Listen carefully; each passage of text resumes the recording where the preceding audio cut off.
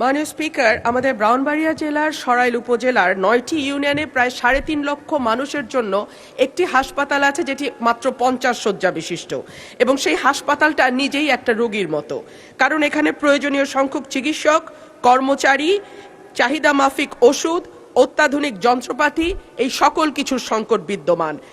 আমাদের এই হাসপাতালটিতে 10 কোটি টাকা ব্যয়ে একটা 6তলা ভবন নির্মাণের পরিকল্পনা নেওয়া হয়েছিল, কিন্তু 5ই আগস্টের পর ঠিকাদার পালিয়ে গেছে মাননীয় স্পিকার। সো এখন ওই পুরনো দোতলা যে ভবন, যেটি এমনি ভবনটি দেখলেই রোগাক্রান্ত মনে হয়, সেই ভবনটিতেই কাজ চালানো হচ্ছে। জানা গেছে এই হাসপাতালে কনসালটেন্ট সহ চিকিৎসকদের 9টি, নার্সের 6টি, মেডিকেল টেকনোলজিস্টের 2টি, ফিল্ড স্টাফের 15টি, স্বাস্থ্য সহকারী 8টি এবং আদার্স 19টি, প্রেষণে থাকা পদ সহ 64টি পদ শূন্য রয়েছে। সুতরাং মাননীয় স্পিকার, ধন্যবাদ মাননীয় সদস্য।